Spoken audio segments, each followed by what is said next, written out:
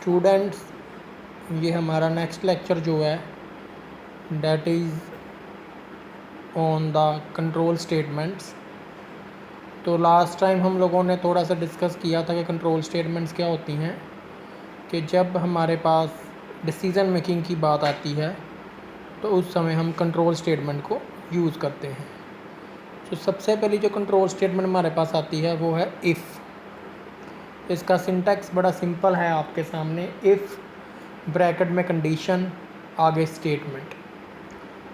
Example के लिए यहाँ देखिए, इफ़ x इक्वल टू 100, तो ये क्या है, x इक्वल टू 100 कंडीशन। अगर आपने जो x की वैल्यू दी अगर वो 100 के इक्वल हुई तो जो सी आउट में है x इज़ 100, ये क्या है, ये स्टेटमेंट है, ये चलेगा, अदरवाइज़ ये चीज़ नहीं चलेगी।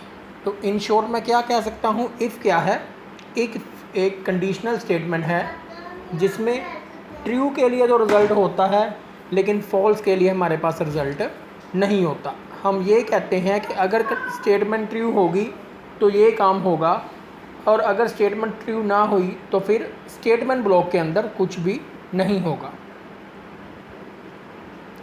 जैसे कि यहाँ पर है आपके सामने देखिए, if x is equal to 100, cout x is cout x और करली ब्रेस क्लोज। अब यहाँ पे क्या फ़र्क है, अगर आप ये चाहते हो कि आपके स्टेटमेंट अगर ट्रू है तो आउटपुट में एक ही स्टेटमेंट ने रन होना है, तो आप करली ब्रेस के बिना भी कर सकते हो। जैसे कि यहाँ दिया गया था कि अगर x 100 है तो रिज़ल्ट में आएगा c इज़ 100।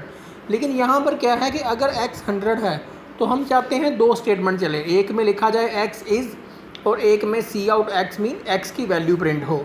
तो दिस मीन टू से यहाँ पर हमारे पास जो आउटपुट में एक से ज़्यादा स्टेटमेंट है, तो अगर हमारे आउटपुट में एक से ज़्यादा स्टेटमेंट है तो उसको फिर हम करली ब्रेस ओपन और करली ब्रेस क्लोज के अंदर लिखेंगे। तो ये सीरीज ही एक स्टेटमेंट है जो कंट्रोल स्टेटमेंट है, जो ये बताती है कि अगर x की वैल्यू 100 हुई तो ये दो स्टेटमेंट रन होंगी, अदरवाइज़ इस ब्लॉक के अंदर मीन इफ़ के ब्लॉक के अंदर कुछ भी रन नहीं होगा। दूसरी जो स्टेटमेंट हमारे पास आती है वो है इफ़ एल्स। उसका सिंटैक्स क्या है, वो है if condition statement 1 else statement 2। ये क्या है, ये भी इफ़ स्टेटमेंट के जैसी ही है, पर इसमें कुछ फ़र्क है।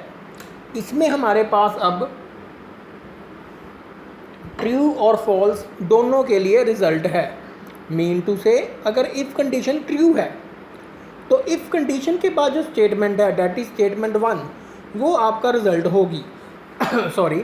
अदरवाइज़ एल्स क्या है, वो भी एक कंस्ट्रक्ट है। अदरवाइज़ एल्स के बाद जो स्टेटमेंट है जैसे कि स्टेटमेंट 2 वो आपका रिज़ल्ट होगी। तो मीन अगर इफ़ कंडीशन ट्रू है तो स्टेटमेंट 1 रिज़ल्ट होगी, अदरवाइज़ एल्स के बाद जो स्टेटमेंट 2 है वो आपका रिज़ल्ट होगी। यहाँ पर एग्जांपल देखिए, अगर if x is equal to 100 तो हम क्या बोलते हैं, आउटपुट में क्या आएगा, x इज़ 100। एल्स आउटपुट में क्या आएगा, x is not 100।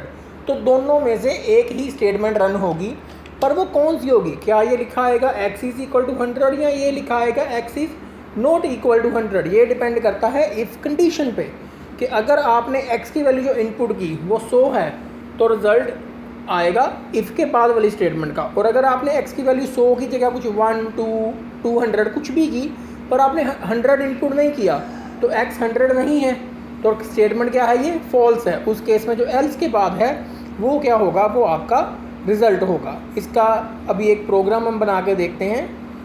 Thank you for watching this lecture.